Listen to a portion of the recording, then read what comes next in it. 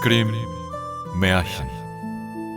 숲길 따라 들어가면 달빛 아래 피는 이야기, 그림의 전해지는 얘기, 내 손 잡아 꿈꾸러 가자.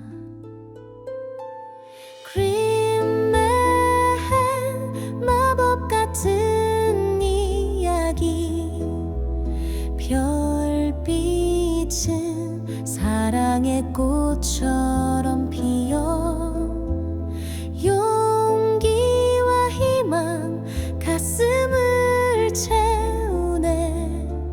숲의 노래, 영원한 노래.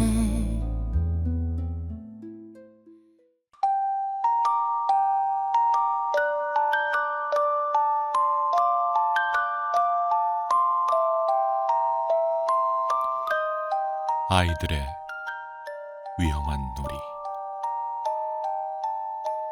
강담 구자형.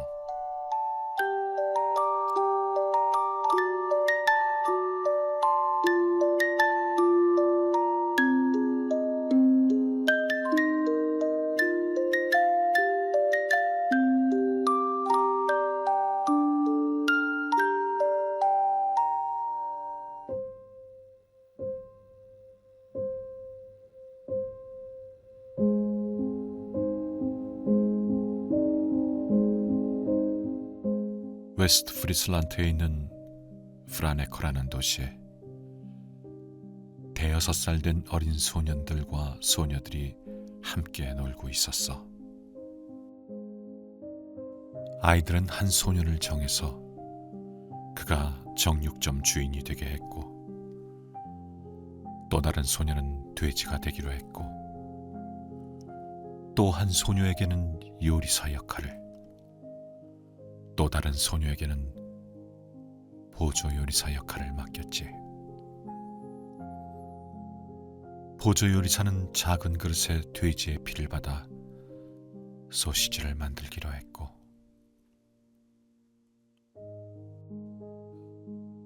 그렇게 해서 정해진 대로 정육점 주인은 돼지 역할을 맡은 소년에게 덤벼들어 쓰러뜨렸고, 작은 칼로 그의 목을 베 피를 그릇에 흘려보냈어. 그 장면을 우연히 지나가던 시의원이 목격하자 즉시 정육점 주인 역할을 한 소년을 데리고 치안 판사 앞에 갔고, 곧 시의원 전체를 불러 모아 상황을 심의했지. 모두 그 일이 아이들 장난으로 벌어진 일이라는 걸 알았지만 어떻게 해야 할지 몰라 머뭇거렸어. 그때 한 노 판사가 사과 하나와 금화 한 개를 각각 왼손과 오른손에 쥐고 판사 앞에 아이를 불러 손을 내밀게 하자. 사과를 집으면 무죄 방면이고 금화를 집으면 사형에 처하자 하고 말했지. 그대로 했더니 아이는 웃으면서 사과를 집어들었고 무사히 풀려났어.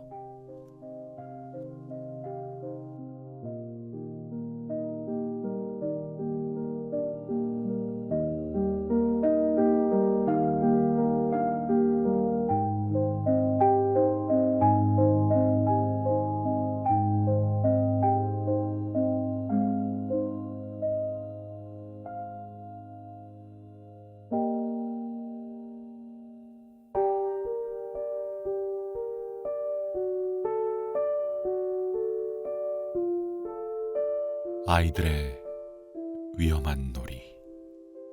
또 다른 이야기.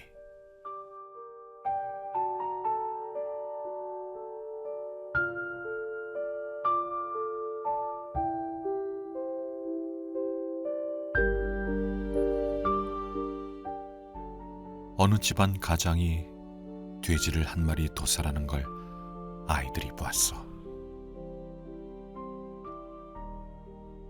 오후에 아이들이 함께 놀던 중 한 아이가 네가 돼지 역할을 하고 나는 정육점 주인이 될 거야 라고 제안했지. 그러더니 진짜 칼을 집어들고 자기 동생의 목을 찔렀어. 위층에서 막내 아이 목욕을 시키던 어머니는 아랫방의 비명소리를 듣고 달려 내려왔고 칼을 뽑아 어린이의 목에서 빼냈지. 그런데 분을 이기지 못한 어머니는 정육점 주인 역할을 했던 다른 아이에게 달려들어 가슴에 칼을 꽂아버렸어. 그리고 그제서야 목욕실로 돌아가 막내를 보려 했지만 막내는 이미 욕조에서 익사해 있었지. 그 충격으로 어머니는 극도의 절망에 빠졌고 하인들의 위로도 거부한 채 스스로 목숨을 끊었어. 며칠 뒤 집으로 돌아온 가장은 이 참사를 목격하고 몹시 상심한 나머지 곧 세상을 떠났지.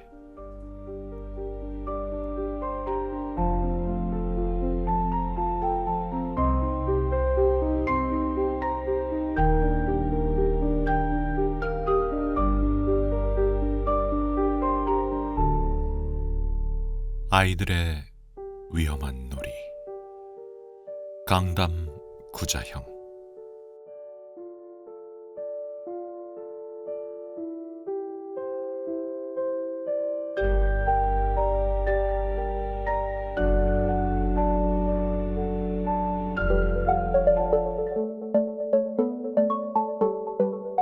안녕하세요. 오늘은 그림 형제가 모은 옛이야기 두 편을 좀 더 깊이 파볼까 하는데요. 듣다 보면 조금 마음이 불편해질 수도 있는 내용입니다. 아이들 놀이가 끔찍한 비극으로 이어지는 그런 이야기들이거든요. 이 오래된 이야기들 속에서 오늘날 우리가 뭘 발견할 수 있을지 같이 한번 살펴보시죠. 먼저 네덜란드 프라네코에서 있었던 일부터 시작할게요. 네, 이 이야기들은 그냥 뭐랄까 단순히 잔혹동화라기보다는요. 그 시대 사람들이 아이들의 행동 또 그 결과를 어떻게 봤는지 그걸 보여주는 좀 거울 같아요. 아, 거울이요? 네, 특히 첫 번째 이야기는 법이나 정의 그리고 어린 아이라는 존재를 어떻게 대해야 하나 이런 상당히 좀 까다로운 질문을 던지죠. 그렇죠. 프라네코에서 대여섯 살쯤 된 아이들이 정육점 놀이를 하고 있었대요. 네, 한 아이는 정육점 주인, 다른 아이는 돼지, 또 다른 아이들은 요리사, 보조 요리사 이런 역할을 맡았는데 보조 요리사는 그 돼지 피를 받아서 소세지를 만들기로 했고요. 아하, 근데 놀이에 너무 몰입을 한 거죠. 정육점 주인 아이가 진짜로 작은 칼을 가져와서 돼지 역할하던 아이 목을 거어서 피로 받으려고 한 거예요. 어휴, 근데 마침 그때 시의원이 거기를 지나가다가 이 소름 끼치는 장면을 본 거죠. 그래서 아이를 붙잡았고요. 네. 여기서 이제 시의원들의 고민이 딱 드러나는 거죠. 그렇죠. 아이의 의도가 막 악의적이거나 그런 건 아니라는 건 알겠는데 근데 결과는 너무 끔찍하잖아요. 네, 맞아요. 그러니까 어린아이의 행동에 대해서 책임을 어디까지 물어야 하나 당시 사회 시스템이 이 딜레마 앞에서 좀 어떻게 작동했는지를 보여주는 대목이거든요. 아이를 어른이랑 똑같이 처벌할 수도 없고 그렇다고 이걸 그냥 넘어갈 수도 없는 그런 상황인 거죠. 아, 정말 난감했겠네요. 그때 한 노련한 판사가 나타나서 좀 뜻밖의 제안을 하죠. 네, 그 유명한 장면이죠. 한 손에는 사과, 다른 손에는 금화를 딱 쥐고 아이한테 내밀면서 사과 짚으면 무죄, 금화 짚으면 사형 이렇게요. 네, 아이는 뭘 알겠어요. 그냥 웃으면서 사과를 덥석 집었고 그렇게 풀려났다고 합니다. 이 판결, 여러분께서는 어떻게 생각하시나요? 이게 뭐랄까 합리적이라기보다는 굉장히 상징적인 해결책이죠. 상징적이다. 네, 아이가 아직 선악이나 가치의 무게 이런 걸 판단할 능력이 없다는 걸 인정하고 어떻게 보면 운명이나 그냥 본능에 맡겨버린 셈이랄까요?